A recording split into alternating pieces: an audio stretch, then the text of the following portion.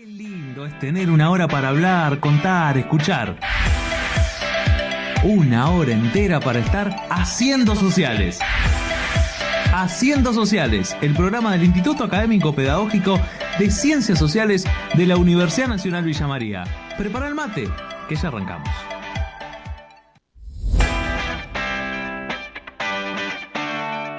Hola, ¿qué tal? Muy buenas tardes, bienvenidos, bienvenidas. Estamos iniciando Haciendo Sociales aquí, en Sociales al Aire, el espacio del Instituto Académico Pedagógico de Ciencias Sociales que hemos inaugurado hace solo algunas semanas en el campus de la UNI, en este nuevo miércoles, hoy con una emisión especial de nuestros cuadernos de campo, miércoles 21 de mayo. Estamos en vivo transmitiendo desde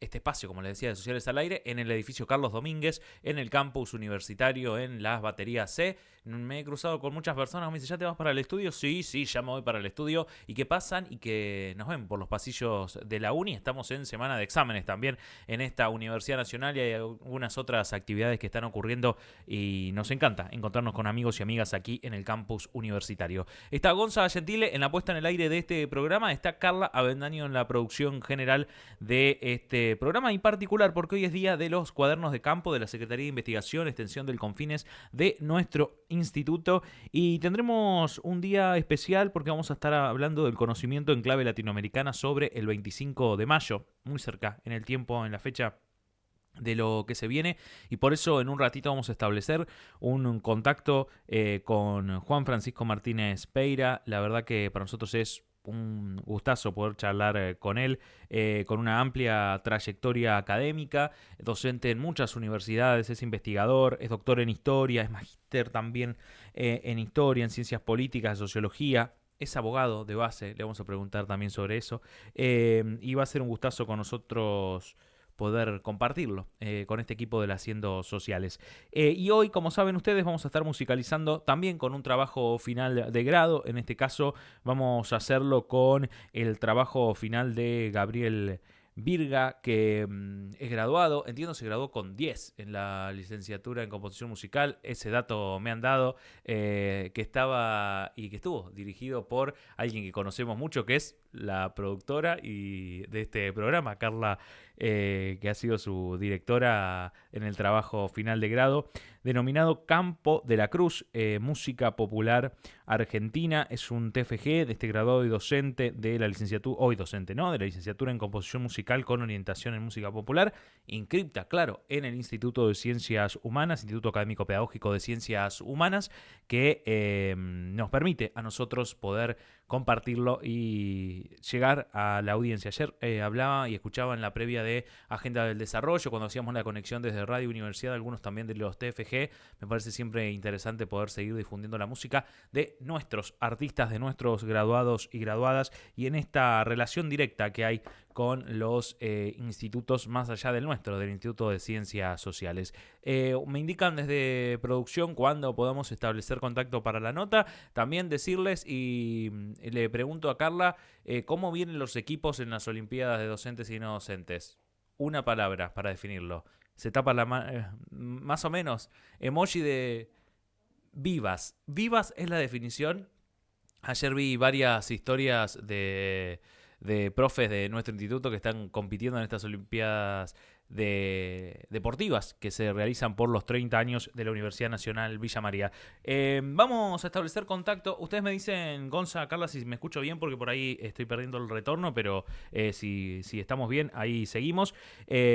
Porque queremos charlar, les decía, en el marco de esta semana de mayo. También vamos a charlar seguramente de ese concepto con alguien que ha sido becario postdoctoral del CONICET, que se desempeña como docente de grado y de posgrado en Historia Latinoamericana y Argentina en la UBA, en la UNSAM, en la UNRL, en nuestra UNM, en otras universidades también. Es coordinador del Departamento de Historia del Centro Cultural de la Cooperación. Bueno, también ha sido investigador, docente en Madrid, en otras universidades del mundo. Ha publicado muchos libros y para nosotros es muy interesante poder dialogar con Juan Francisco Martínez Peira, referente del estudio latinoamericano de nuestra historia. Así que va a estar buenísimo poder establecer diálogo con él. Juan, ¿cómo estás? Gaby Ventura, el equipo de Haciendo Sociales desde la Universidad Nacional Villa María te saluda. Buenas tardes. Hola Gabriel, ¿cómo te va? Buenas tardes. ¿Me escuchan bien? Sí, te escuchamos perfecto.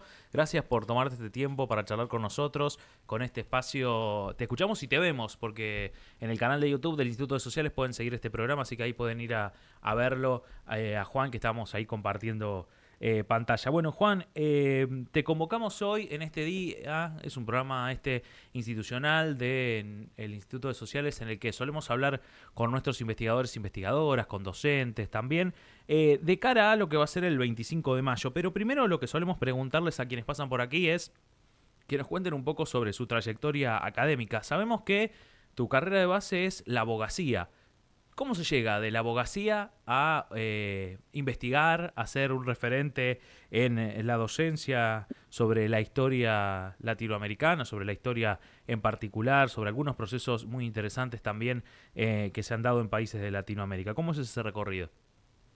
Mira, yo estudié Derecho en la Universidad de Buenos Aires hace muchos años, eh, muy influido por mi viejo, que era abogado, y buscando un espacio y un camino para luchar por la justicia social, Ujú, ¿no?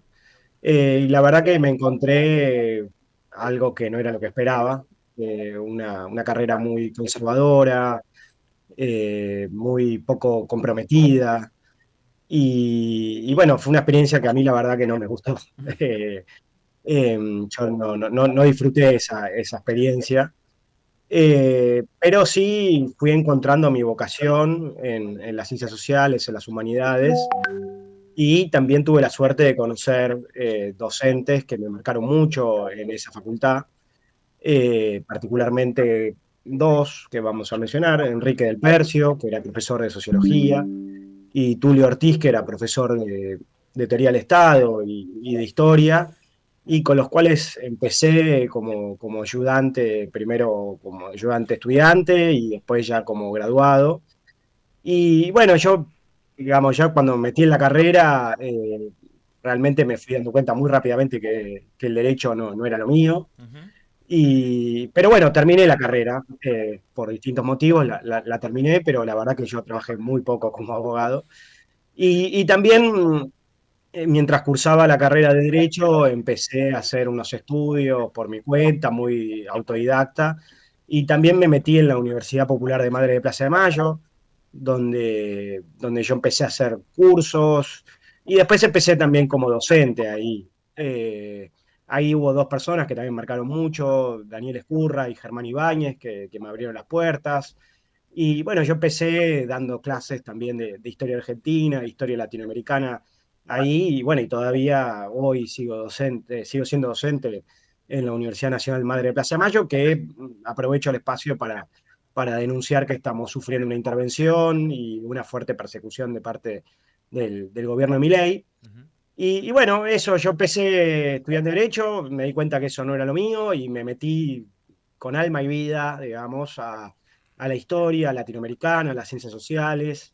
Y bueno, y hace muchos años que vengo en ese camino, ¿no? En un camino que yo siento además como una forma, no solamente como una labor académica, intelectual, sino también como una forma de militancia, digamos, ¿no? De difundir nuestra historia, nuestros intelectuales, nuestro pensamiento, eh, que creo que ha sido muy negado y muy olvidado, muy silenciado. Y bueno, eso es a lo que yo me he venido dedicando. Ujú. Ya vamos a entrar en eso, pero quiero sumarme a lo que decías, a lo que ocurre con la Universidad de las Madres. Hemos charlado en varias ocasiones con integrantes, con docentes, con no docentes de allí en Radio Universidad, solidarizándonos desde aquí y denunciando esta situación que ocurre. Nunca está de más volver a hacerlo, así que te agradecemos a vos la mención a eso y desde aquí nuestro acompañamiento como integrantes de este sistema de universidades públicas en una semana que también está marcada por unas nuevas medidas de fuerza de trabajadores docentes y no docentes con lo que ocurre en nuestro sistema universitario.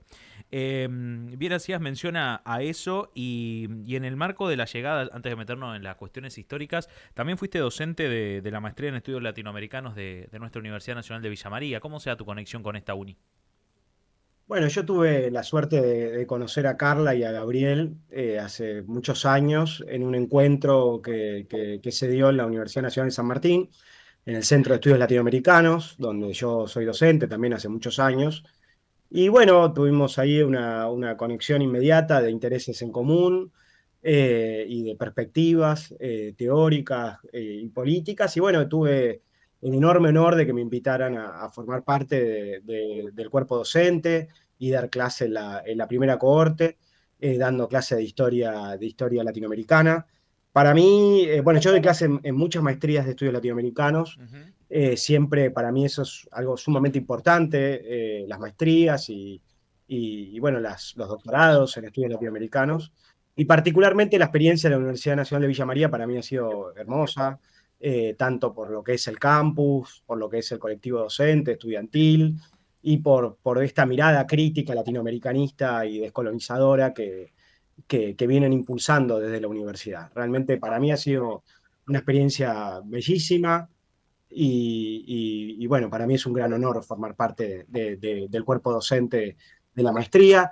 Bueno, han sido varios años, ya no me acuerdo en qué año empezamos, 2017, 2018, ya no sé cuánto fue, pero yo estuve desde el comienzo y estoy desde el comienzo y la verdad que ha sido una gran alegría. Además, la Universidad Nacional de Villa María, que es una universidad que forma parte, digamos, ¿no?, de las nuevas universidades que se fueron creando, Ujú. creo yo que tiene una mirada latinoamericanista y federal desde el inicio, cosa que en otras universidades lamentablemente todavía falta mucho. Sí, es cierto esto que decís. Y para quienes están escuchándonos por ahí en la retransmisión de Radio Universidad, esos públicos que a lo mejor están un poco más alejados que nosotros de las cuestiones académicas, de la investigación, de estos enfoques latinoamericanistas, como bien mencionás vos, ¿por qué es importante mirar la historia con ese iris, poder reflexionar, poder ser críticos desde una mirada latinoamericana? Antes de meternos quizás en algunos hechos en puntual. Mirá, esto es absolutamente fundamental, digamos, ¿no? Justamente uno de los grandes problemas de nuestro ámbito cultural y académico y de los medios de comunicación masivos es que nosotros permanentemente vemos nuestra realidad con lentes europeos y estadounidenses y noratlánticos. O sea, lo que predomina cuando nosotros prendemos la televisión, o hoy por hoy, digamos, las Netflix, etcétera, etcétera, sacando el Eternauta y alguna otra cosita, lo que predomina son series y películas yanquis y en menor medida europeas, ¿no? Cuando nosotros vemos los diarios, lo que aparece son noticias de la Argentina, que en realidad siempre están reflejadas desde Buenos Aires, o en general desde Buenos Aires, y noticias que son del mundo, pero en realidad son de una pequeña parte del mundo, que es de vuelta a Europa Occidental y Estados Unidos.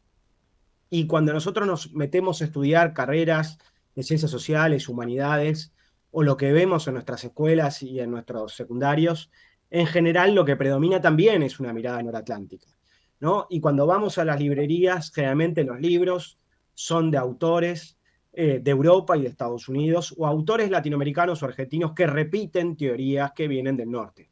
¿Esto qué implica? Una mirada eurocéntrica, noratlántica, Ujú. y una mirada que en definitiva es colonial, digamos, ¿no? Uno de los grandes problemas de nuestros países es que nos hemos independizado, pero esas independencias quedaron truncas. Y sigue habiendo lógicas coloniales que perduran en nuestra realidad. Lo más evidente de eso, obviamente, es la dependencia económica, la dependencia financiera, los acuerdos con el FMI y cómo eso limita nuestra soberanía. Pero además de eso, y obviamente otro ejemplo muy claro, por supuesto, es Malvinas, pero además de eso, de manera más sutil, tenemos este colonialismo mental, ¿no? Ese colonialismo mental que hace que no conozcamos nuestra propia historia, que no conozcamos nuestra propia realidad y que no miremos nuestra realidad con nuestros propios ojos. Ujú. Y uno de los problemas también más grandes es lo que yo llamo el argentinocentrismo, que es un problema muy grande porque en realidad, digamos, no es un verdadero argentinocentrismo, sino que es un porteñocentrismo mal disimulado, y que además es una mirada centrada en la Argentina, que es centrada en Buenos Aires, pero con una lente eurocéntrica y noratlántica. ¿Qué es lo que está ausente ahí? Bueno, el resto del país y sobre todo el resto de América Latina. nosotros permanentemente no vemos el resto de América Latina, a pesar de que millones y millones de latinoamericanos viven en la Argentina. Sabemos muy poco de lo que está pasando hoy por hoy en Uruguay, hoy por hoy en Perú, hoy por hoy en Paraguay, hoy por hoy en Bolivia. Incluso sabemos muy poco de lo que pasa en Brasil, en Chile. Solamente sabemos bastante de Venezuela, pero eso por intereses geopolíticos, ¿no? De las grandes potencias y particularmente de Estados Unidos. Sí, también mediado, Desconocemos de la realidad perdón que te interrumpa, circundante. pero Sí, también mediado, digo, lo de Venezuela también mediado con ciertos lentes, ¿no? Porque, totalmente, por supuesto, absolutamente, ¿no? O sea, si sabemos de Venezuela es solamente porque le interesa a Estados Unidos ujú, y siempre con una mirada, digamos, profundamente negativa de esa realidad de Venezuela. Y nosotros sabemos muy poco de la realidad latinoamericana actual, pero aún menos sabemos de la historia de América Latina y generalmente no leemos autores y autoras de América Latina. Y eso es un problema enorme porque nosotros somos latinoamericanos ujú. y nuestro futuro está en la unidad de América Latina, digamos, ¿no? Separados, nos vamos a mantener débiles frente a las potencias y solo con una unidad y una integración regional podemos lograr una verdadera emancipación. Entonces, pensarnos en esa clave es fundamental y pensarnos en esa clave tiene que ser algo transversal, digamos, a todas las carreras. Quiero decir, en las carreras de ciencias sociales y de humanidades, no solamente deberíamos permanentemente estudiar la historia regional, sino leer autores de América Latina y estar empapados con esa historia y con ese presente. Ujú, totalmente. Te propongo hacer una pequeña pausita para que compartamos ahora algo de música de un graduado de nuestra licenciatura en composición musical con orientación en música popular. Hemos compartido estos días mucha música que tiene que ver con nuestras raíces y Latinoamérica, así que me parece que es bueno en este caso escuchar un tema y luego quería hacerte algunas consultas ya que estamos en esta semana de mayo sobre una mirada más latinoamericana, ¿no? De lo que ocurrió hace más de 2 siglos y si verdaderamente todo lo que nos han contado como historia oficial es la historia posta, como se dice ahora por ahí fuera de la academia. Vamos a escuchar ahora un candombe encuentro que es de Campos de la Cruz, de este trabajo final de grado de la licenciatura en composición musical con orientación en música popular. Campos de la Cruz, música popular argentina. Gabriel Virga es quien es el graduado que hoy nos permite conocer más sobre su trabajo final de grado, sobre este trabajo que queremos compartir con ustedes que están también del otro lado y que musicalizan nuestros encuentros hoy en este Día de los Cuadernos de Campo, día que charlamos con investigadores, con investigadoras, con becarios de nuestras unidades de doble dependencia junto con CONICET. Es un gustazo para nosotros hoy estar charlando con Juan Francisco Martínez Peira y ahora compartir esta pieza musical, esta pista musical de este trabajo final de grado, Campos de la Cruz, de la licenciatura en composición musical con orientación en música popular.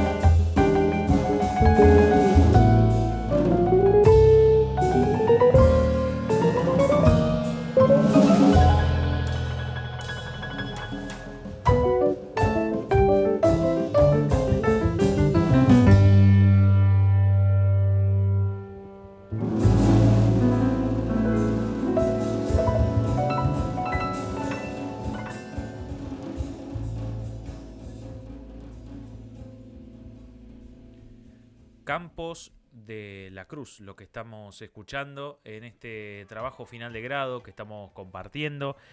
Así se llama el trabajo final de grado, un candombe encuentro. Es el que acabamos de compartir. Este trabajo final de grado de Gabriel Virga, que a nosotros nos encanta poder descubrir a nuestros artistas, a nuestros graduados y graduadas de la licenciatura en composición musical con orientación en música popular.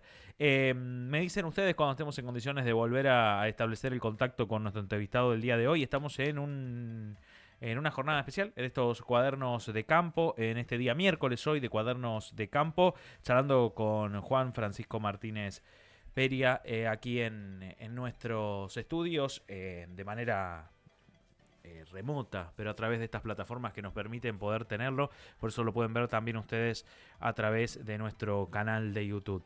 Juan, recién hablábamos de la importancia, ¿no? Y de dónde radica el hecho de poder hablar de una mirada latinoamericanista de nuestra historia. Hacías algunas menciones sobre cómo en el presente, incluso en nuestro país, vemos mucho con un centralismo porteño. Yo lo pensaba en la cotidiana, ¿no? Cómo nos enteramos muchas veces aquí tierra adentro en la Argentina lo que ocurre en Santa Fe y Callao, pero no sabemos qué pasa a 20 kilómetros en las localidades de la región.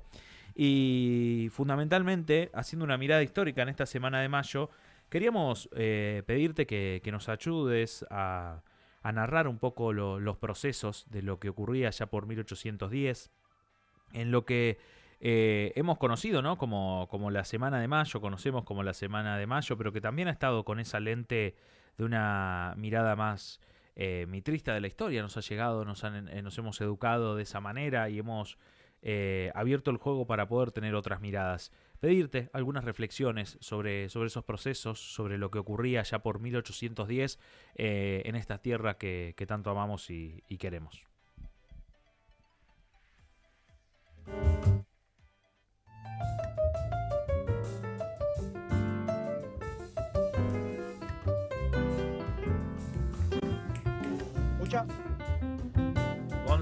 Gonza, tenemos música. Ahí no lo podemos escuchar el profe. Ahí está. Ahora sí, Juan.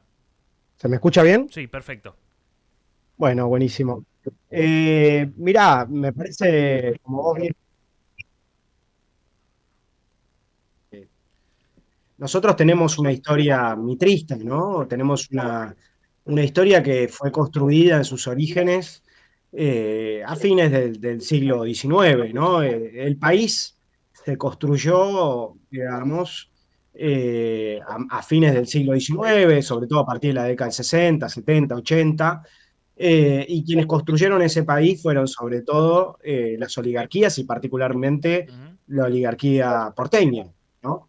Y construyeron un país que en definitiva fue un país neocolonial, oligárquico, muy antifederal, digamos, en contra de las provincias, que fueron derrotadas en una larga guerra civil, y muy en contra del resto de la región, ¿no? Un país estrechamente vinculado en una lógica neocolonial con Inglaterra y con las potencias noratlánticas, y con una cultura profundamente eurocéntrica y particularmente muy afrancesada, bajo el apotegma de civilización o barbarie, ¿no?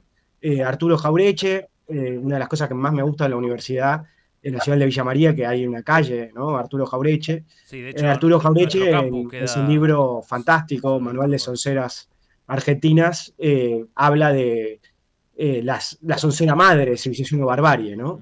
Expresada por Sarmiento, pero que en realidad es una idea base, una idea fundamental, un mito fundamental de las élites de América Latina en ese momento y del mundo atlántico de ese momento. Mitre fue presidente, fue gobernador de Buenos Aires y además fue el fundador del diario La Nación, que ahí sigue vivito y coleando, y que es el que formula de alguna manera una historia inicial y que se convirtió durante décadas y décadas en la historia oficial. Hoy por hoy podemos decir que las universidades es una historia muy discutida, obviamente, pero que de alguna manera sigue muy presente en los medios de comunicación y en nuestros símbolos y en nuestras avenidas y en, bueno, un montón de cosas en el sentido común. Y esa historia que se creó, como decíamos antes, es una historia oligárquica, elitista, pro-británica, pro-eurocéntrica y profundamente porteñocéntrica, ¿no? Y muy anti-latinoamericana. Entonces, lo primero que me parece clave, que hay que reponer sobre la mesa, es que 1810 es un proceso latinoamericano, digamos, ¿no? No es un proceso que ocurra en la Argentina. De hecho, la Argentina, por supuesto, no existía, ni nace verdaderamente en 1810, ni incluso nace verdaderamente en 1816. Ujú. Esta idea, digamos, de la revolución, como generalmente la pensamos, ¿no? Es una idea que ocluye lo que pasa en el resto de América Latina. Y acá quiero primero principal señalar que en América Latina antes de 1810 hubo múltiples procesos de resistencia al colonialismo, de revoluciones, que han quedado ocultas o silenciadas. Primero principal, muy importante señalar lo que fue la revolución protagonizada por los pueblos originarios en lo que actualmente es Perú y Bolivia, pero que en ese momento era parte del Virreinato Río de la Plata, ¿no? En 1780 y 1781 las revoluciones de Tupac Amaru, Bartolina Sisa, Micaela Bastidas y Tupac Katari, revoluciones gigantescas, digamos, que fueron revoluciones antirracistas, antiesclavistas, anticoloniales y que terminaron siendo fuertemente reprimidas, ¿no? Y después la revolución de Haití, que es la revolución a la que yo me dedico y me especializo, ¿no? Que fue la primera y única revolución de esclavizados que triunfó en la historia de la humanidad y la primera independencia de América Latina, ¿no? Que terminó con la independencia de Haití en 1804. Generalmente estos procesos en el relato, digamos, oficial están totalmente ausentes, pero además, digamos, en el relato oficial, así como más mitrista, también está ausente lo que pasa en el resto de América Latina en 1810 y un poco antes, digamos, ¿no? En realidad, digamos, 1810 es fruto, entre otras cosas, por un lado, de tensiones internas, digamos, ¿no? Del orden colonial español, pero a la misma vez es fruto de una gran crisis que está ocurriendo en España con la invasión napoleónica en 1808, ¿no? Donde España es invadida por Napoleón y donde hay todo un proceso de lucha que se está dando en la metrópoli y que repercute en América y que genera una gran crisis de la monarquía ibérica y que rápidamente hay luchas que se van dando en la región y de hecho antes de la Junta de Mayo de 1810 hay un intento de junta el 25 de mayo de 1809 en Chuquisaca, actual Sucre, en Bolivia, que era parte del Virreinato Río de la Plata. Vos Ujú. fíjate cómo eso está totalmente ocluido, porque nosotros tenemos una historia muy porteñocéntrica, ¿no? Totalmente. Entonces, en realidad, la Junta de Mayo es parte de un ciclo más amplio que se da en América Latina de juntas, ¿está bien? De juntas donde la primera en realidad en triunfar es la Junta de Caracas, después surge la Junta de Mayo, después surgen juntas en lo que actualmente es Colombia, en lo que actualmente es Chile, también hay una gran revolución en México. Entonces, todo ese proceso americano está muy ocluido. ¿Está bien? Y eso es muy lamentable porque generalmente con esta mirada porteñocéntrica y argentinocéntrica, nos olvidamos que esto fue un proceso mucho más amplio. ¿Está bien? Y la Ujú. otra cosa que olvidamos también es que ese fue un proceso en disputa. Que si generalmente nosotros pensamos como que estaban todos más o menos de acuerdo y que estaba todo bien, por decirlo de una manera, y que el enemigo era España. Bueno, eso era mucho más complicado, digamos, ¿no? Esa historia así como a lo Villiquen, ¿no? Yo no sé si la audiencia actual sabe lo que fue Villiquen en algún momento, pero bueno, esa historia así muy escolar, digamos, también lo que esconde es los conflictos, digamos, los conflictos que existieron en esa Semana de Mayo y que existieron en los gobiernos posteriores y que existieron en el resto de América, digamos, ¿no? Entre aquellos que querían una revolución más radical, aquellos que querían una revolución más federal, aquellos que querían una revolución más popular, y aquellos que en definitiva desde el inicio o tempranamente estaban luchando por la independencia y aquellos que no. Aquellos que en realidad lo que querían era renegociar la relación con España, ¿no? Y que querían seguir dentro del Imperio Español, pero con libre comercio, con autogobierno, pero no verdaderamente discutiendo el orden colonial español. Eh, no quería interrumpirte ahí por la vuelta, si nos podíamos escuchar bien, pero me parece muy interesante y anoté algunas palabras, ¿no? De procesos silenciados, del rol de los pueblos originarios, de cómo nos olvidamos de la disputa, de lo que pasaba a la hora de esa revolución. ¿Por qué la historia, esta otra historia, ¿no? A la que nos han enseñado muy bien, cuando decía lo del Villiquen, veía un video de una persona que hace poco fue a un kiosco de diarios y revistas y preguntó, ayer justamente, sobre si había un Villiquen, y le dijeron que hace ya varios años que no se publica. Y justo me acordé de eso. Pero bueno, yo también he pasado por esos procesos de formación, he recortado figuritas del Villiquen, y me quedaba pensando, ¿por qué se pone entonces tanto centro ahí y de una historia bastante lavada y que todos estaban muy contentos adentro del Cabildo el 25 de mayo? ¿Por qué se hace foco allí desde la mirada mitrista? Mira, acá primero quiero subrayar algo que decía recién, pero que es muy importante. La Revolución de Mayo es parte de un proceso más amplio Ujú, americano. Esto es sí. clave. Eso generalmente no nos lo enseñan a nosotros, ¿no? Lo segundo es que esta revolución está ocurriendo no solamente en el contexto más amplio de América, a la misma vez está pasando esto en América. Y esto quiero subrayar que es importantísimo porque si nosotros lo viéramos así, nos seguiríamos viendo como parte de una comunidad más amplia, cosa que no hacemos, ¿no? Además, otra cosa muy importante, desde el comienzo, este conflicto es un conflicto que se da en la Semana de Mayo, se da en Buenos Aires, pero también rápidamente se da en el resto del Virreinato de Río de la Plata, Ujú. ¿no? Y justamente una de las cosas que tiene esta historia mitrista es una historia muy porteñocéntrica, donde Buenos Aires siempre ha sido la luz, la civilización, el progreso, y ha ocluido, digamos, otros procesos u otras luchas como la que se daba en el norte, o las luchas que se dio en el litoral, digamos, ¿no? O las luchas de Paraguay. Eso está muy, muy ocluido. La historia mitrista es una historia que borra, digamos, al resto de América Latina, que borra la participación popular, por supuesto, y que intenta crear una suerte de próceres, digamos, donde no había muchas tensiones internas y donde todos eran de alguna manera liberales y parte de una élite criolla que coincidía. Bueno, eso no fue así, digamos, ¿no? Quiero decir, hubo múltiples tensiones y justamente ¿por qué se borra eso? Porque se quiere crear un mito de origen y se quiere borrar, digamos, la conflictividad en el presente, de alguna manera, o en la sociedad argentina, digamos, ¿no? Lo que se quiere borrar ahí es la disputa por quiénes somos, por nuestro proyecto de país, por nuestro futuro, y entonces borrándolo en el pasado también se borra en el presente, ¿no? Por ejemplo, digo, la gente puede creer que, no sé, Rivadavia y Belgrano estaba todo bien cuando no estaba todo bien, o que Rivadavia y San Martín tenían los mismos intereses cuando no tenían los mismos intereses, o muchas veces se borra, digamos, ¿no? La radicalidad de Mariano Moreno y cómo termina muriendo en un contexto bastante raro, cuanto mínimo, sospechoso, ¿no? Y toda esa forma de borrar esas aristas internas, esas tensiones internas, es una forma de borrar, digamos, el conflicto en nuestro presente.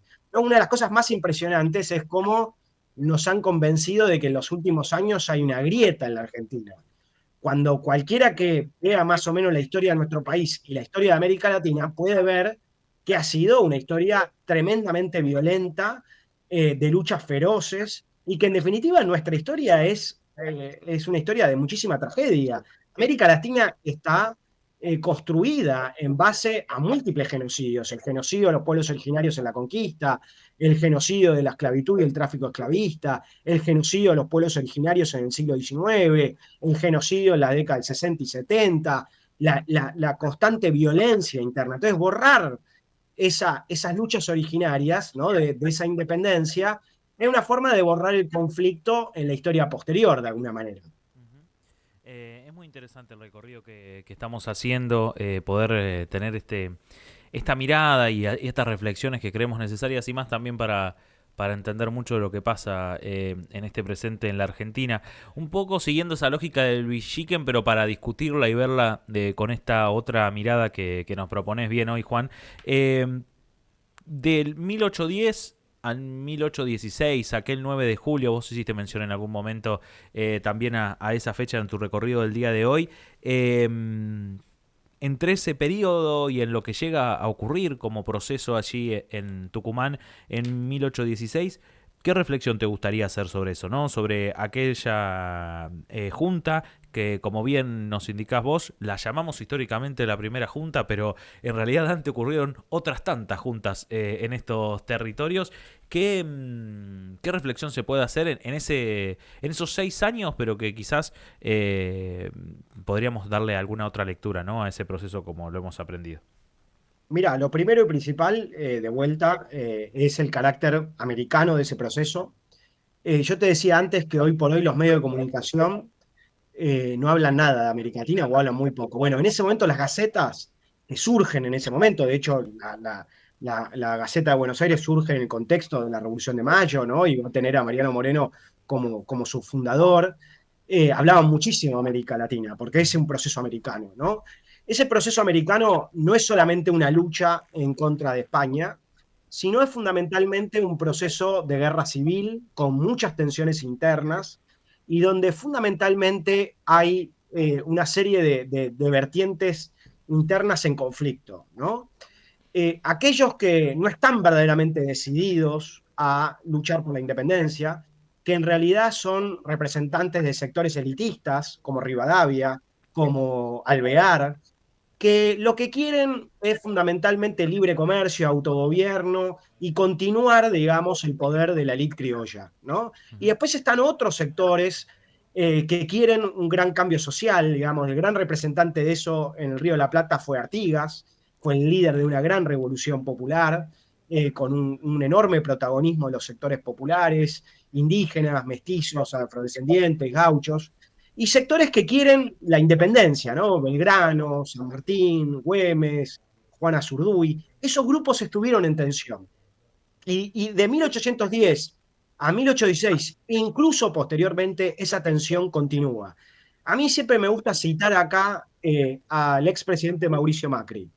Ustedes acordarán lo que fue el bicentenario del 2010, Uh-huh. ¿no? Bajo la presidencia de Cristina Fernández de Kirchner, que fue un gran festejo popular, latinoamericanista, con grandes presidentes de la región, y la contracara que fue la celebración oprobiosa del bicentenario de la independencia, bajo la presidencia de Mauricio Macri. Ahí Mauricio Macri en Tucumán dio un discurso que realmente vale la pena olvidar, pero que yo siempre cito porque muestra algo de lo que quiero decir, ¿no? Ahí en un acto muy, muy distinto al del 2010, sin presidentes de América Latina, sin una gran participación popular y con un discurso lamentable, Mauricio Macri habla, ¿no? Seguramente se acordará alguien de la audiencia, ¿no? Él habla de querido rey, ¿no? Me imagino la angustia de los patriotas, ¿no? Y acá yo quiero subrayar algo que es esa frase, la angustia de los patriotas. Bueno, los patriotas de verdad, San Martín, Belgrano, Güemes, no estaban angustiados, todo lo contrario, estaban muy decididos y estaban muy convencidos de la independencia y del carácter americano de la independencia. Hay que recordar que el país que surge ahí no es la Argentina, sino que es las Provincias Unidas en Sudamérica, Uh-huh. y estaba pensado en un sentido más amplio. Pero había sectores que sí estaban angustiados. Había sectores, ¿no?, que ya hemos mencionado, Rivadavia, Alvear, y otros sectores que no estaban convencidos de la independencia, que les daba miedo, que no querían realmente independizarse de América Latina y que verdaderamente no les gustaba participar de una revolución y que la aceptaron a regañadientes. Bueno, en ese congreso de Tucumán y en procesos previos y posteriores se le torció la mano a esa oligarquía que estaba angustiada y que no quería la independencia.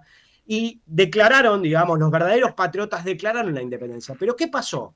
Y esto es lo fundamental. Nosotros declaramos la independencia, esa independencia logró, digamos, generalizarse con la lucha de San Martín y con la lucha de, obviamente, otro enorme libertador de América, que es Simón Bolívar, pero esa gesta sanmartiniana y bolivariana que logró la independencia terminó siendo traicionado. Nosotros tenemos un padre de la patria que se tuvo que ir de América, ¿está bien? Que vivió más tiempo de su vida en el exilio y que murió en el exilio antes que la Argentina. Simón Bolívar, que logró, digamos, liberar medio América, también terminó mal, muy traicionado, muy triste y queriéndose ir al exilio.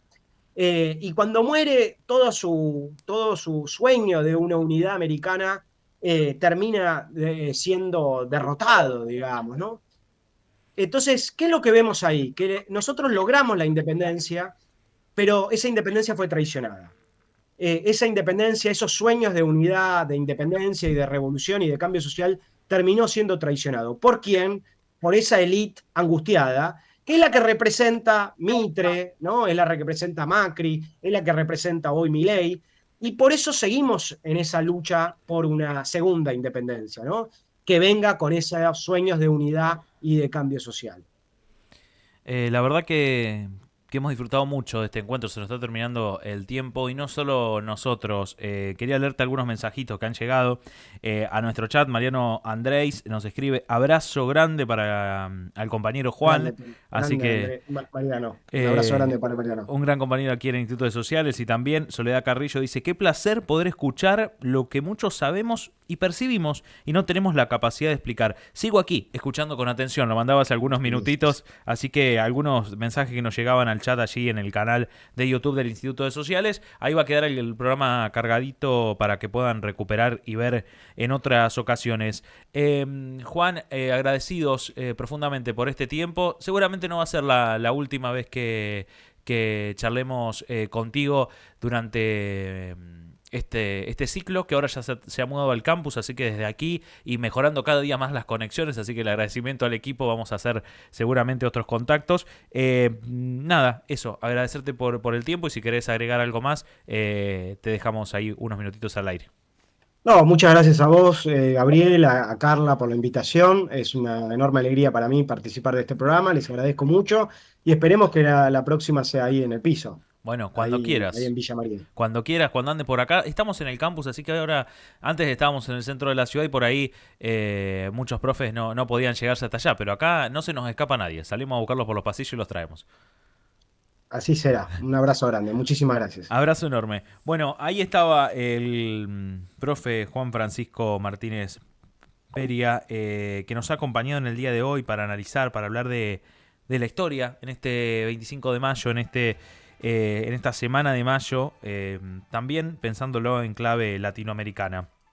Gabriel Virga es el graduado de la licenciatura en composición musical que presentó un trabajo final de grado que se denominó Campo de la Cruz, Música Popular Argentina, y nos vamos a ir con otro de sus trabajos dentro de este trabajo final de grado, con la pista 1 de esta presentación que se hizo ya hace algún tiempo en nuestra Universidad Nacional, El Andar, así se llama, y andando nos vamos nosotros para volver mañana en vivo a las 13 aquí por Sociales al Aire en esto que es Haciendo Sociales. Chau.